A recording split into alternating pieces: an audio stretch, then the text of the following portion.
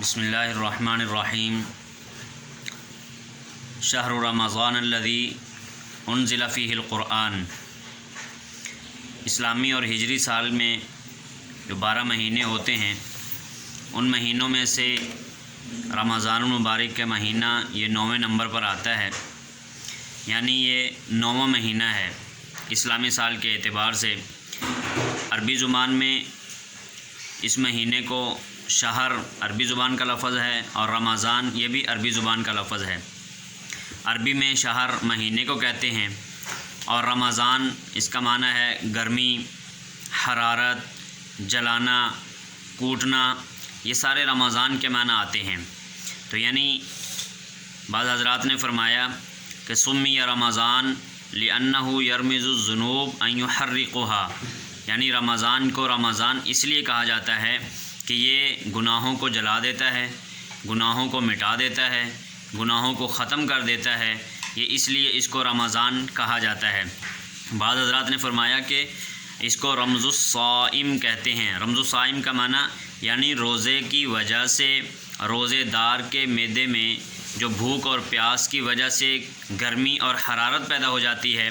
گرمی کی شدت پیدا ہو جاتی ہے، معدے میں بھوک اور پیاس کی وجہ سے جو ہے وہ حرارت پیدا ہوتی ہے، تو اس کی وجہ سے معدے کو یہ مضبوط بنا دیتی ہے، معدہ مضبوط ہو جاتا ہے، اور یہ گرمی جو معدے میں خالی ہونے کی وجہ سے معدے میں پیاس اور بھوک کی وجہ سے جو حرارت پیدا ہوتی ہے وہ معدے کو مضبوط بنا دیتی ہے۔ اور دوسرا یہ بھی فرمایا کہ یہ غفلت اور سستی کو دور کرتی ہے،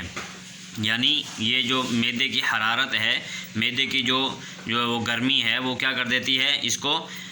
غفلت اور سستی کو دور کر دیتی ہے۔ اور بعض حضرات نے فرمایا کہ رمضان کا معنی رمزت النسل سے ہے، رمضان رمزت النسل سے ہے، یعنی رمزت النسل کہتے ہیں کہ نیزے کی اور تلوار کی دھار کو تیز کرنا، نیزے اور تلوار کی دھار کو تیز کرنا۔ یہ جو عرب کے جنگجو حضرات تھے وہ رمضان المبارک میں اپنے نیزوں کو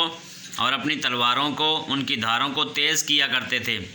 تاکہ شوال کے اندر ہم اپنی جنگ نمٹا لیں۔ ذوالقعدہ جو حرمت والا مہینہ ہے، 4 مہینوں میں سے جو حرمت والا مہینہ ان میں ایک ذی القعدہ بھی ہے، تو تاکہ ذی القعدہ سے پہلے ہم اپنی جنگ کو نمٹا لیں، اپنی جنگ کو ختم کر لیں۔ اس وجہ سے اس رمضان کو رمضان بھی کہتے ہیں کہ یہ جو ہے وہ انسان کے ایمان کو تیز کرتا ہے، انسان کے ایمان کو، انسان کے اندر جو ہے وہ اللہ تبارک و تعالیٰ نے جو ایمان کی چنگاری رکھی ہے اس کو وہ اپ کر دیتا ہے، تیز کر دیتا ہے۔ تو آپ نے دیکھا ہوگا کہ رمضان المبارک کے مہینے میں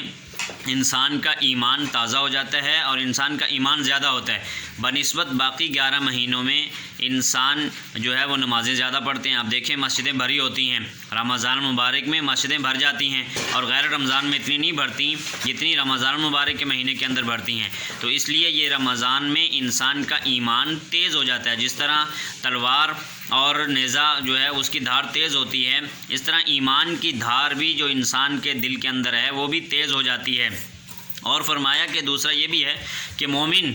جو ہے وہ مومن اللہ کے رنگ میں رنگا ہوتا ہے، مومن اللہ کے رنگ میں رنگا ہوتا ہے، اور اس رنگ کے اوپر جو ہے وہ گناہوں کا زنگ لگ جاتا ہے،